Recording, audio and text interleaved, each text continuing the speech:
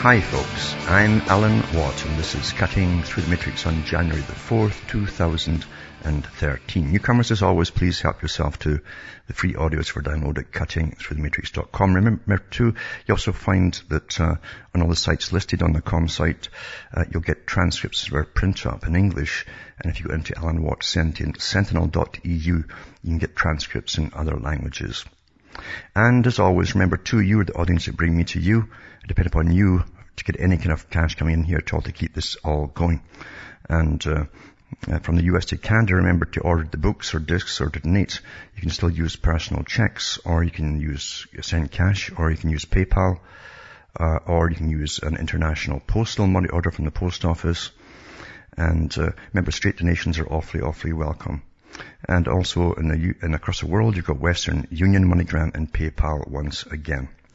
Because we're going through massive times, changes are happening very quickly now. There's lots of laws on the books across the world. The United Nations is getting heavily involved now in the internet, and censoring will come very quickly. It already is in some areas. In fact, has been.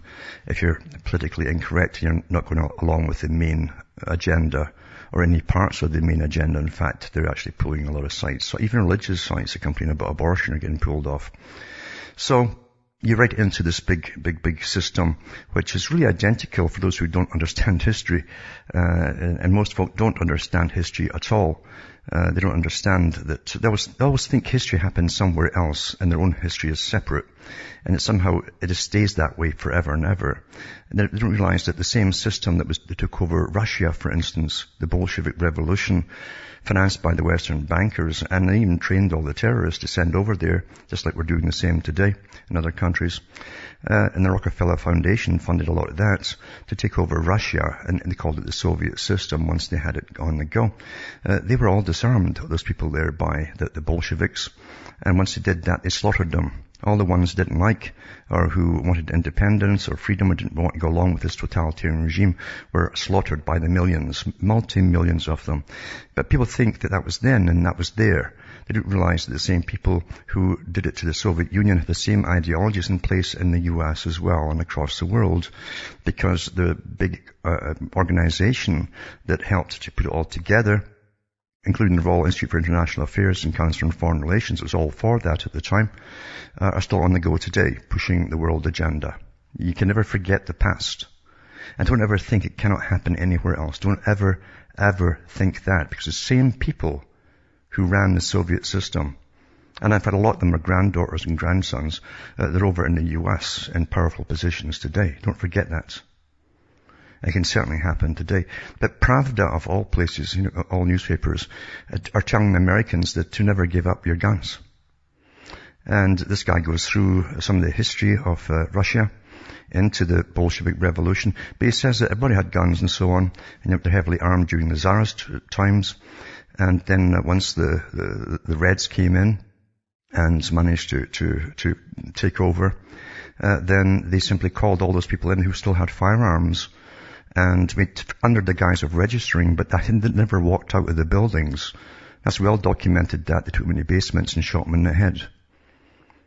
So don't ever forget for a minute that things are different or more so-called civilized today. They are not. There's the same agenda going on, and it's a world agenda. Don't forget that.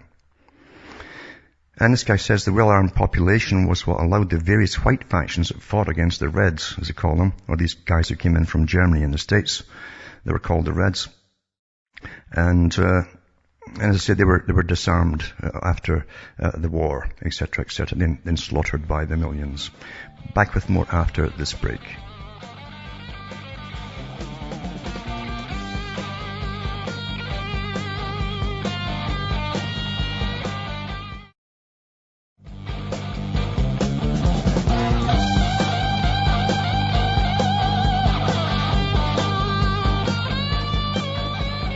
Hi folks, I'm back. We're cutting through the matrix, talking about Russia, what happened in Russia, and this is from Pravda, as he goes through some of their history and how the so-called Reds, most of the Reds, as you know, didn't come from Russia. They were brought in from Germany, and they weren't Germans to an extent. They were brought in from the US, and they weren't US to an extent. And they were sent over and heavily financed by the big bankers, especially in the US and in London. And it says here that Moscow fell, for example, not from a lack of weapons to defend it, but from the lying guile of the Reds. 10,000 Reds took Moscow and were opposed by only some few hundreds of officer cadets and their instructors. Now, of course, as I say, they eventually killed them all. They slaughtered that whole bunch of them because they wouldn't give up their weapons. And it says, of course, being savages, murderers and liars does not mean being stupid, and the Reds learned from their Civil War experience. One of the first thing they did was to disarm the population. From that point, mass repression, mass arrests, mass deportations, mass murder, mass starvation were all a safe game for the powers that were. And when I was reading that, it reminded me of a lot of articles I've seen and old footage I've seen as well, because what they did then too was to take out the farmers in Russia. And it reminded me of what's happening across the Western world too, in Canada and the US, with all their ongoing farm policies run by government. As they close down farms one after the other, because corporate farms only will be the ones of the future. That's a big idea. This is the nouveau Soviet Union, you understand, for the whole world. And some of these farmers did have weapons, general shotguns. You can see them holding off these soldiers. Of course, they were blown up eventually, but they thought it was worth dying for to hold on to all they had. That's all they had, you know. And apart from that, they were probably been killed if they gave themselves up anyway. But there was forceful starvation. And if you think forceful starvation will not come, you better think again, because I've said at the United Nations that food has always been used as a tool in war. And believe you me, they'll use it again worldwide now that 5 corporations have the world's food supply in their hands. This is an updated form. This is a more superior form where the Soviet system was supposed to go. It's running us all now for those who haven't caught on to it. And it's run by the same people. And it says that to this day, with the Soviet Union now dead 21 years, with a whole generation born and raised to adulthood without the Soviet Union, we're still denied our basic and traditional rights to self-defense. Why? He says, we're told that everyone would just start shooting each other and crime would be everywhere. But criminals are still armed and still murdering, and too often, especially in the far regions, those criminals wear the uniforms of the police. Now again, have you seen the police, especially in the States recently, and in Britain too, for that matter?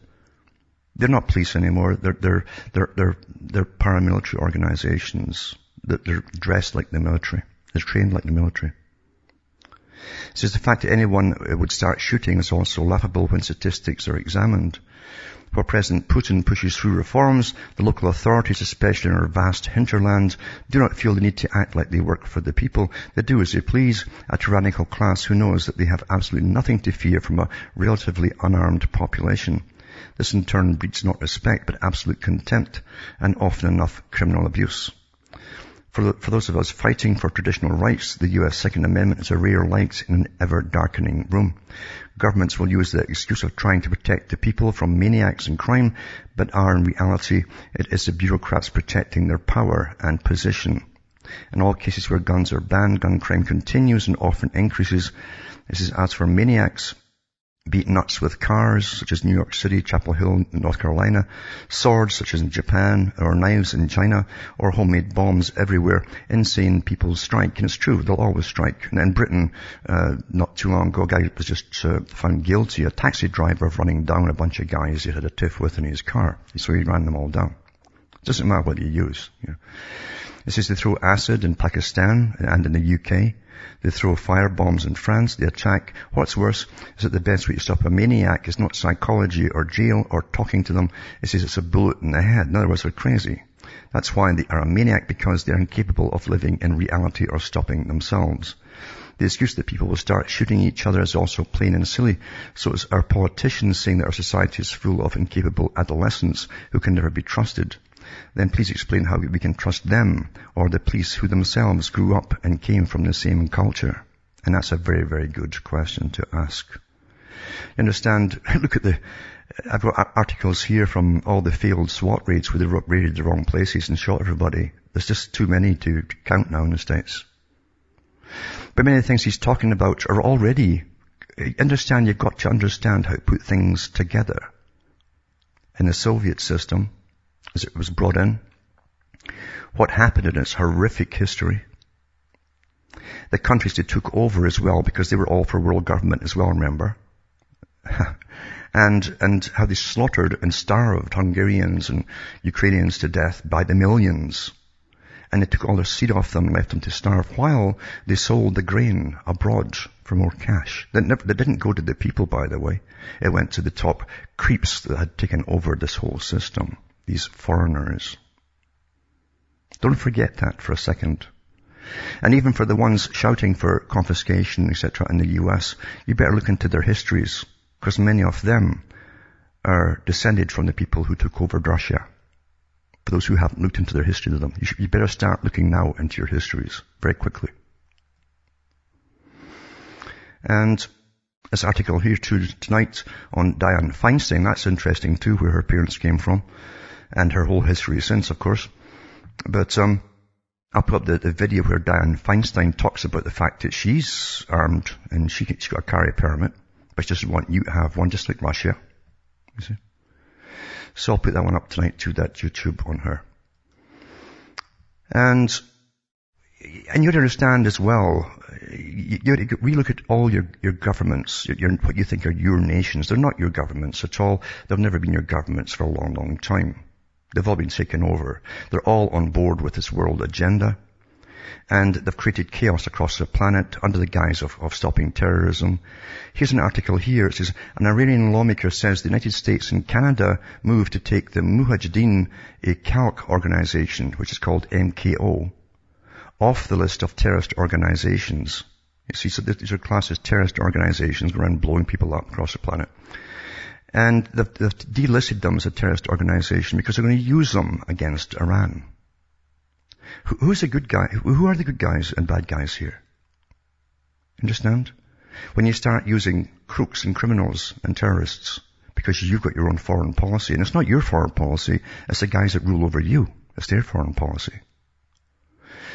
And it says the move by the Canadian US governments to remove MKO off from the list of terrorist organization is in line with the Western countries' support of this group in order to use its remaining members for achieving their meddlesome and aggressive political and economic objectives in the region. Mohammed Hassan As-Safari, a member of the Majlis Parliament National Security and Foreign Policy Committee, said Friday. He said the group was nurtured by Washington, and added the US government's terrorist nature in the region requires that it financially and militarily support terrorist groups like the MKO, Taliban, and Al-Qaeda. And it's true, our tax money has been funding so-called terrorist organizations, including the one who supposedly was responsible for starting all this 9/11 stuff to the present time. We're funding them with money and weapons and using them to take down other countries. You got to question everything now. Everything. As-Safari said that Iran will reconsider its political, economic and cultural relations with any country that would shelter the group, adding the MKO members must be extradited to the Islamic Republic. On December 20th, the Canadian government removed the MKO from its official list of terrorist organizations. Ottawa's move was followed by similar measures by the US and the EU Parliament. The US formally removed it from its list of terror organizations on September 28th, and European had taken the MKO off its blacklist in 2009. The MKO was responsible for numerous acts of terror and violence against Iranian civilians and officials. The group fled to Iraq in 1986, where it received the support of Iraq's executed dictator Saddam Hussein and set up its camp near the Iranian border. Out of the nearly 17,000 Iranians killed in terrorist attacks since the victory of the Islamic Revolution in 1979, almost 12,000 have fallen victim to the acts of terror carried out by the MKO. The group also sided with Saddam's during Iraq's 8-year imposed war against the Islamic Republic. It's also known to have cooperated with Saddam in suppressing the 1991 uprisings in southern Iraq and the massacre of Iraqi Kurds. So our governments are backing these guys. It's not our governments, as I say, though, is it? Understand, your governments were gone a long, long, long time ago.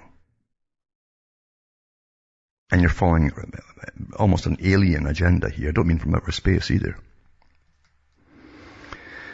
And in the Washington Post, it says the 3 European men with Somali roots were arrested on a murky pretext in August as they passed through the small African country of Djibouti. But the reason soon became clear when they were visited in their jail cells by a succession of American interrogators.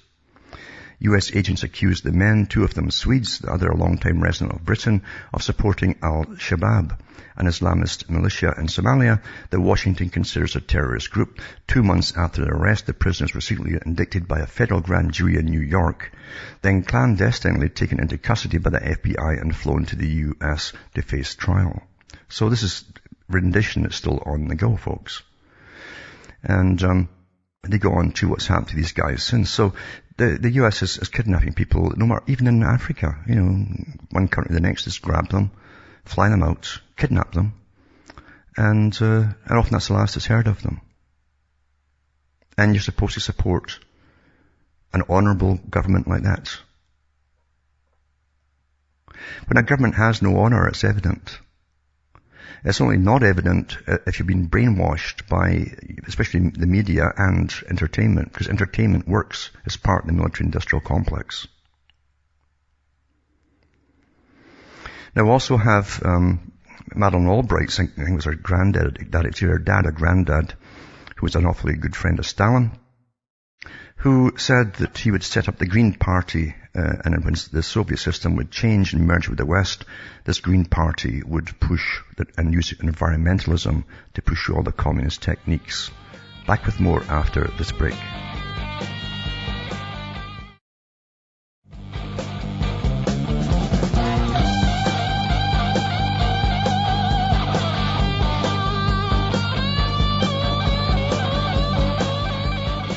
Hi folks, I'm back. We're cutting through the matrix and talking about the Green Party and its foundations and so on.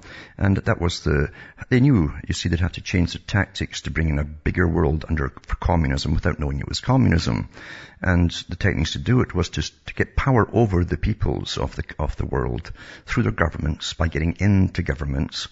And then stressing save the environment, and all of these kind of things, which eventually comes right down to individual taxes on you, individual inspections of your home, etc. You're going into communism in a sense that you didn't even realize that this is what it's all about.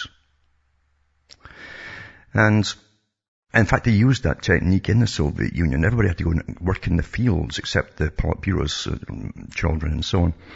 To get in touch with Mother Earth and all that, just to appreciate where food came from, etc. Because they wouldn't see much of it if you're a peasant in the future. You certainly appreciate it.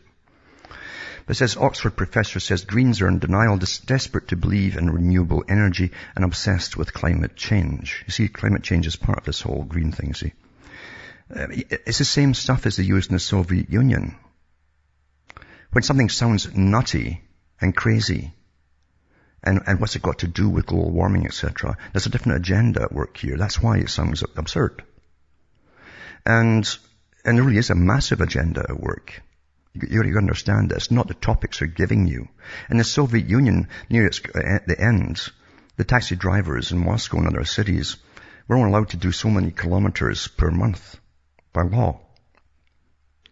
And they had to eventually jack up their cars and turn their wheels back to get the odometer to go back, to change back their kilometer mileage, their milometer, in order to get gas.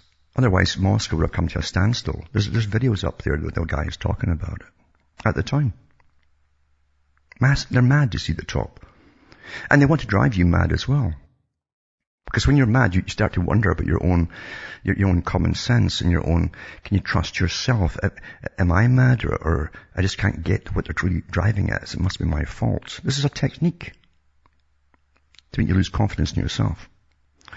This is Benny Peaser. Let's just see the excellent feature story brought to you by the UK Spectator on the wildlife devastation being wrought by climate-friendly wind turbines. This is a story just goes to show how little environmentalists thought these things out. No, they thought it all out. They didn't care about killing birds. They're not really environmentalists. That's just the front. Wind turbines don't produce that much electricity. That's number one. Number two, they run on an average only about 20% of their rated capacity. Number three, their lifetimes are turning out to be only half of what was promised. Number four, they're turning the landscape into a panoramic eyesore. Never mind the noise it creates. It drives all the wildlife away. Except the birds just fly right into them. Now we see that they're killing birds and bats by the millions. Recall how environmentalists like to think they're intellectually superior to everyone else and that they rarely make mistakes. At worst, they only have to adjust their ideas at times. This assumed intellectual superiority is what drives them. Actually, it's a cultural thing. It's almost inbred with them. Well, now it looks like they've got some major adjusting to do with their thinking, but I suppose this windmill carnage will be too much for them to cope with, and so they'll go on denying it and act like they're rescuing the climate. How can we expect them to understand the complexities of climate when they can't even think more than one step ahead? We saw the same pattern of behavior with the communists and their economics. Did they change course except for China? Because we funded China and created China, by the way, modern China. The West did. It says they all obstinately stayed in acute denial until everything around them collapsed. Expect the same from the cook green drugged up on climate protectionism European governments and media. Now they've already said at the top, and many of the top players in this whole climate thing, that they don't care about the science being bogus. They don't care. This is for redistribution of wealth and control over the peoples of the world. This is what it's for. I've read the articles here from their own quotes before. And this is what it's all about. They don't care about killing birds. They don't care about bankrupting you, paying for all this stuff, because they work with the bankers. It's all one big happy family. It says, Clive Hambler writes, and it says, though I started out neutral on renewable energy, I have since seen the havoc wreaked on wildlife by wind power, hydropower, biofuels, and tidal barrages. It says the environmentalists who support such projects do so for ideological reasons. What few of them have in their heads, though, is that the consolation of science, in other words, facts, in other words. One has to wonder which species is more intelligent, birds or environmentalist crooks. I've heard it suggested that birds will soon adapt to avoid turbine blades, because we're all evolving, this adaptation stuff, But your ability to learn something when you've been whacked on the head by an object traveling at 200 miles per hour is rather limited. I seriously doubt that green cooks are any more capable of learning. Well, they're not, The guys at the top know it's all a con. They know the real purpose of it all. A lot of the followers know because they've been brainwashed in the schools. You see. So again, this is from an Oxford professor. Greens are in denial. And I put this up tonight. So all these articles I'll put up at cuttingthroughthematrix.com at the end of the broadcast. Now, we're all just, I've said this for many, many years, we're just human resources, and it's good that other people are picking up on that and running with it. And also that we're renewable resources. And because we breed ourselves, you see. And we're just like trees and everything else. And that's why when you go for a job, you go to the Department of Human Resources, if you're a human, that is. And we're despised by those at the top who truly believe there's too many of you type down below. And the majority are you types, you see. And in countries where they have a firm grip in corruption, where corruption is rampant, like India, for instance, they can get away with literally murder. And I'll come back and talk about pharma killing people over there, testing drugs on the Indian peasantry. Back with more after this.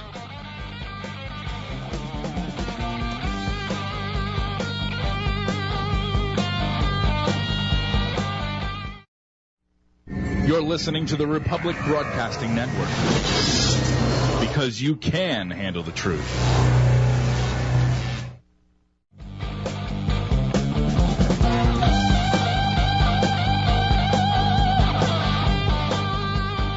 Hi folks, I'm Alan Watts, and we're talking about countries like India, where corruption is so easy to get away with, and everybody at the top is in on the corruption. And the ones at the top in the caste system that really look down on the ones at the bottom of having no value at all, except for their value as a human resource. Again, because you're an economic unit under this world system. And your whole function is to work and produce and get taxed to keep the elite very well and a very good lifestyle at the top, and have all their wars and things, and to hire lots of cops to keep you in your place. That's the way it is, folks. Yeah. Anyway, the drug companies, of course, went into India quite a few years ago, and they've been doing trials of experimental vaccines and drugs and so on, and pills and on people, because you can get away with it there. No one asks any questions. They tell them, they lie to the people there and tell them, we're here to help you. So, understand, that's how they got inoculations and vaccinations into the West. The same techniques. We're here to help you. It's for you. Then we end up all having all these diseases down the road. We get cancers galore. And they admit from the Sachs trials and experiments, there was hundreds of foreign simian viruses, live viruses in every polio shot, for instance. We know also that parts of India and parts of Africa, just last year I read the article from the United Nations World Health Organization admitting that they'd created a new kind of, a new variety of polio by giving a special inhalation type polio to people in India and Africa. And what happened was it rapidly altered itself, evolved you might call it, and became something we can't treat anymore. They gave them this deliberately. Because it was cheaper, this is the claim that they gave, but they gave them this polio mist inhaler, and it ended up creating a new, more virulent strain of polio than ever before. In regions where they'd never had polio before. You better question everything, don't you? Anyway, it says 211 died during drug trials in India. And the Times said that in 2011, some 438 cases of serious adverse events were reported, with 16 later found to be due to clinical drug trials. India's Central Drug Standard Control Organization has now proposed ways to reduce the number of problems and a new formula for compensation, the paper reported. And it says, compensation is currently decided according to the will of the drug company, the Times added. Previous compensation for payments of families of people who died during trials amounted just a few dollars. Now listen to this. Here's how you're weighed up in the scales for your value to society.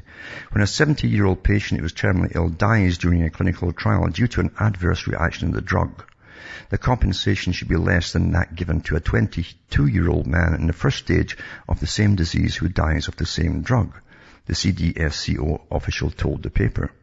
The youth could be the sole breadwinner of the family and would have lived longer but for the adverse drug reaction, so the guidelines quantify accordingly who should get how much compensation.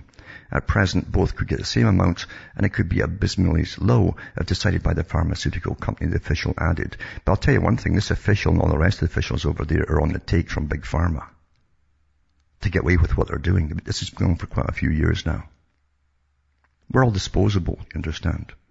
In some countries it's easier to be disposable because no one asks any questions. And they still don't tell the peasantry that they did it. Now, I've always said that celebrities are something to avoid to an extent, because understanding, for instance, in Hollywood, every celebrity is given a cause. Everybody must have a cause and a favourite charity, understand? That's traditional with Hollywood, and I've gone through the history of Hollywood before. You should read the history of Hollywood for yourselves.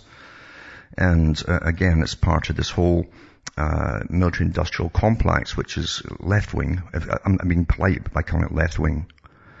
And it gives you all your thoughts and your behavior. And psychology, when they go back through history of even aggression in children, you understand, they actually say that children go through scripts. The script is how you feel and how you react at a certain time because of what you've been watching on TV. They call it your script. And as you get a year older and you watch a different kind of stuff, more violence, more sex, whatever, then that becomes your new script. These are psychological terms. And it all comes from you watching television, folks. It's one of the most important things there is for controlling culture and altering culture and destroying culture. Anyway, Baywatch actress says, rewire the human biology into having one-child families.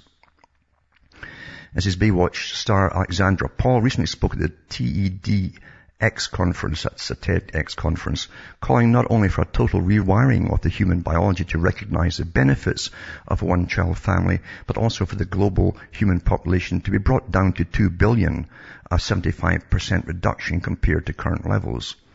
Paul, who starred in over 70 films and television shows, explicitly states the entire modern-day culture should serve to convince people to rewire our biology so that the natural urge to procreate will be changed into a rational, eco-friendly one, aspiring to just one child per family. Will world population stop growing because of famine, disease, or war over resources, or will it stop growing because people choose to have smaller families? And by smaller families, I mean one-child families. And it says, although Paul stresses that enforcing people to have fewer children does not work, She does emphasize that modern culture should be molded in such a way as to convince people that we have to change and rewire our biology and our culture to recognize the benefits of a one-child family. As a culture, we need to emphasize the benefits of having one-child family so they'll have fewer children. The Baywatch swimsuit star explains why she's chosen to not have children. She probably won't tell you the real reason, But this is quoting UN population projections. She advocates a fairly enormous reduction of humans compared to current numbers. The number of humans on Earth needs to go down, and I believe it needs to go down to 2 billion, she said. Now, who told her all that? She closed her anti-human speech by calling on her listening audience to take her words to heart and quit reproducing after the first child. And the usual stuff, let's be part of the solution, etc., etc. So you understand the culture industry. And they call themselves down there the culture creators. And it's true because everyone's copying what they see.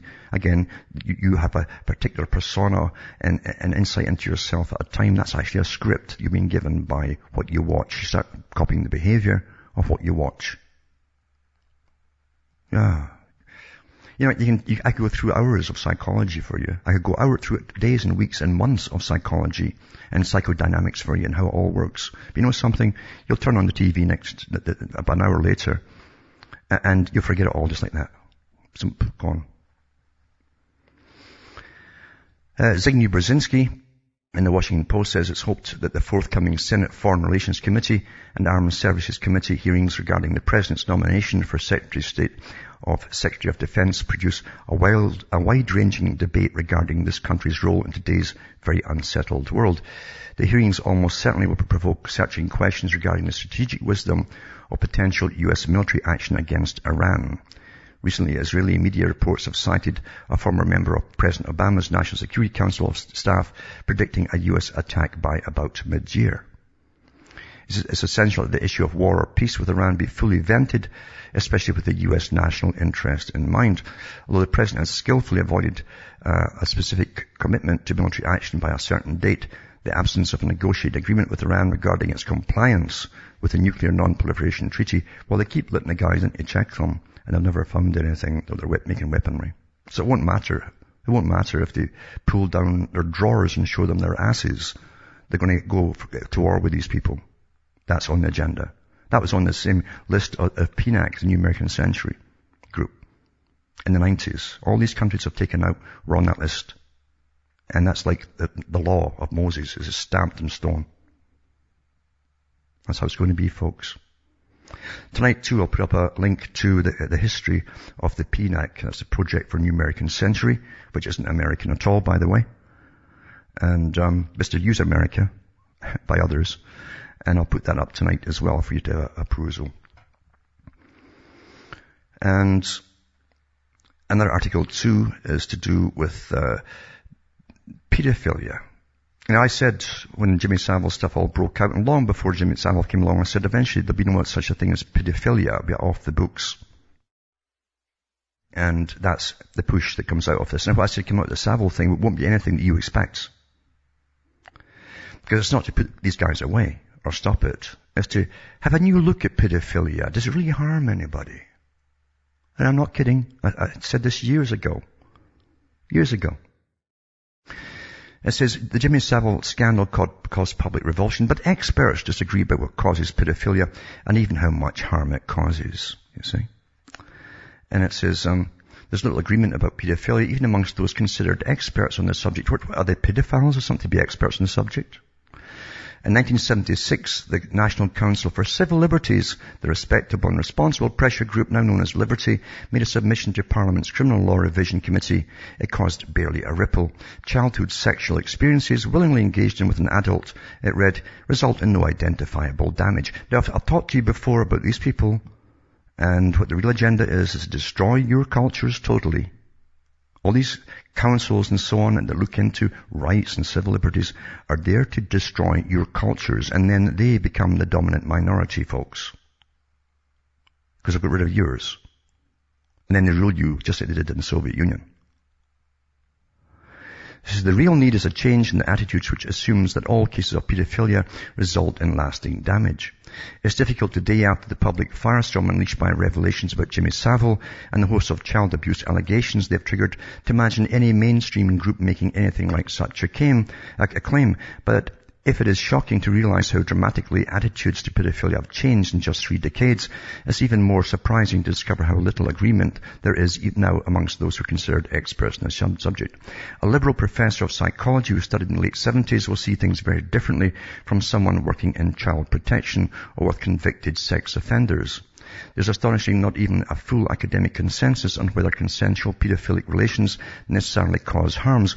Well, remember too, the pedophile grooms his victim to be the whore. And that's generally what they stay for their whole lives afterwards.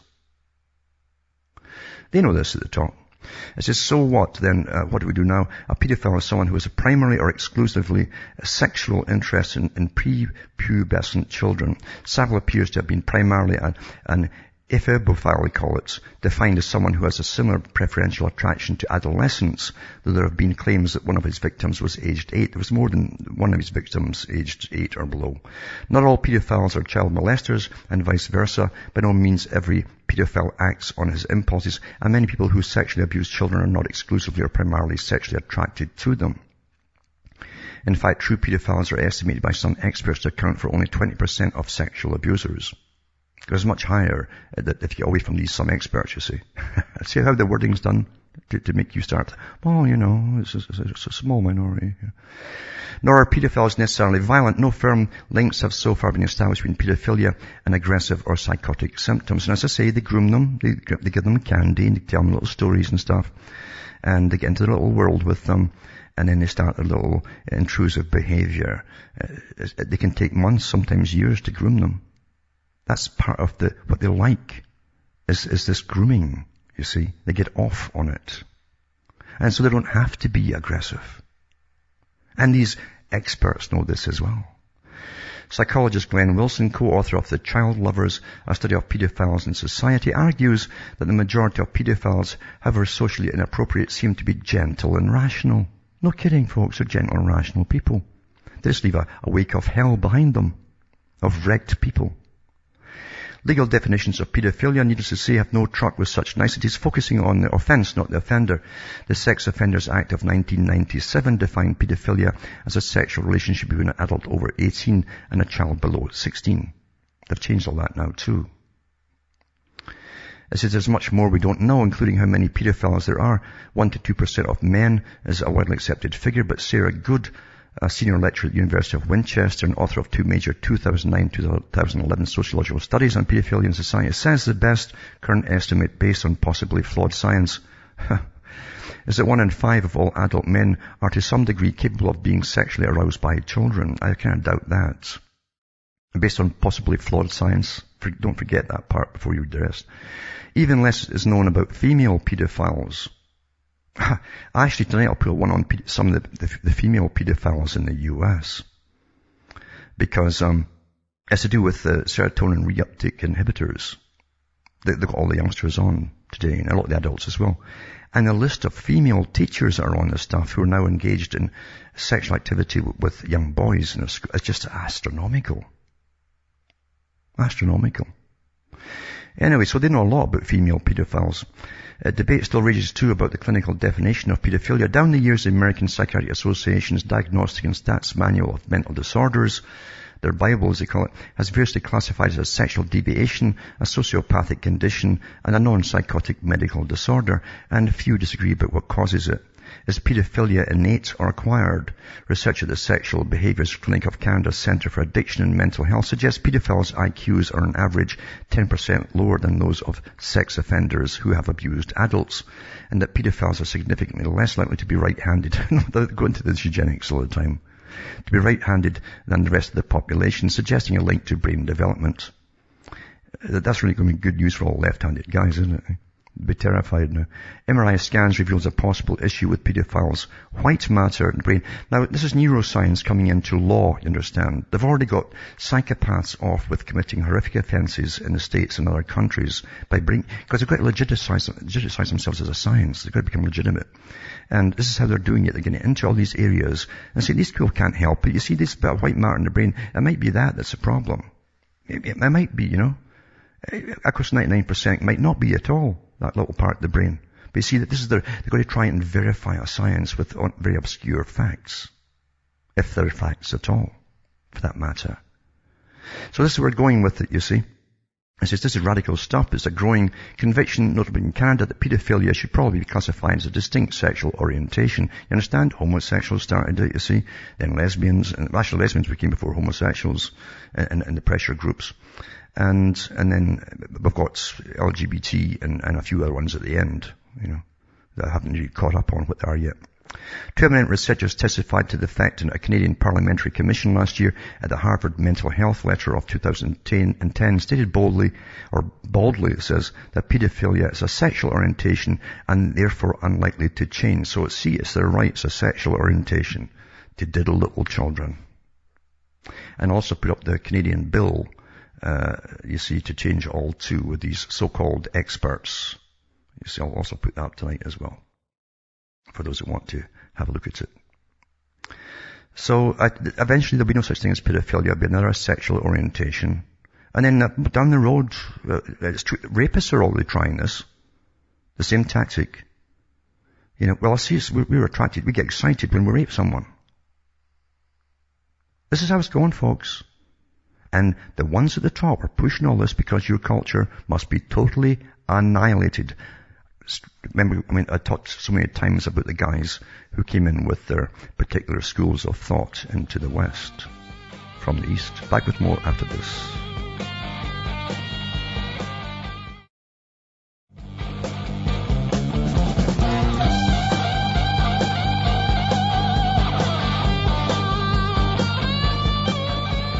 Hi folks, I'm back. We're cutting through the matrix and just talking about pedophilia being normalized by experts, you see, who have an agenda to destroy your culture.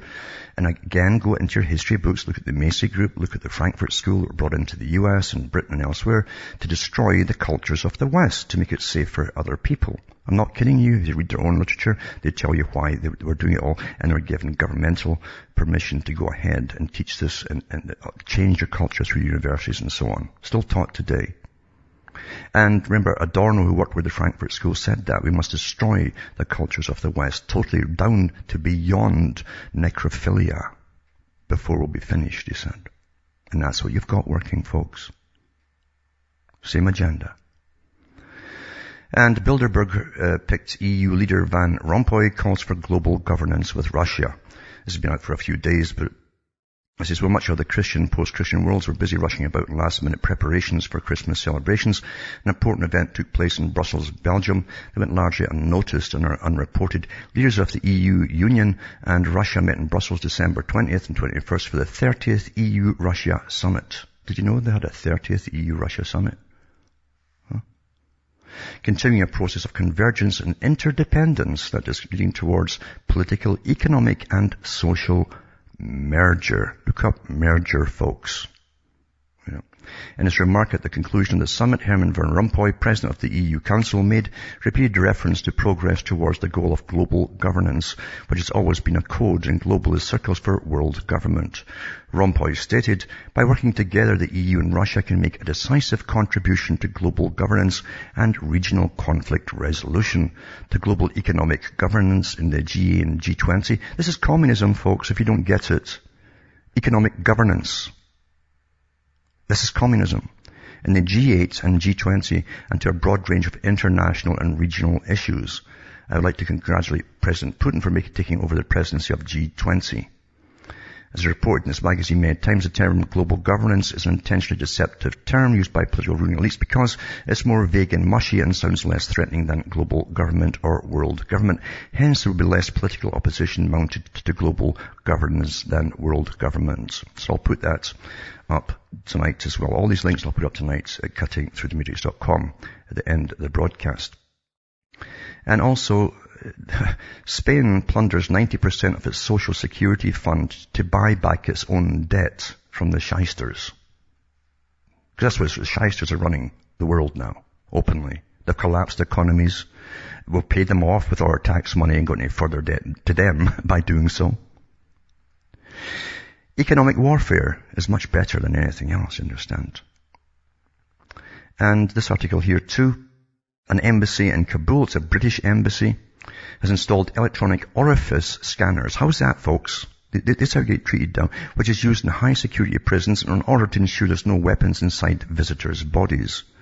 Recent visitors to the UK embassy said they were asked to sit in an electric chair, which detects hidden metal inside the body by using magnetic sensors, the Telegraph reported. There was a big grey chair inside the guard huts at one of the high entrances, which the Gurkhas is a regiment used by Britain, said visitors had to sit on. No one could really believe it when they said what it was for, said one visitor. The British government has refused to comment on the issue, fearing that it would be forced to abandon the use of offensive equipment called the Body Orifice Security Scanner that looks up your bum, folks. And it'll come to a place near you as we go into this great world dictatorship under world governments. That's where they test it first, a different country, you see. From Hamish myself from Ontario, Canada, is good night to me. Your God or your gods go with you.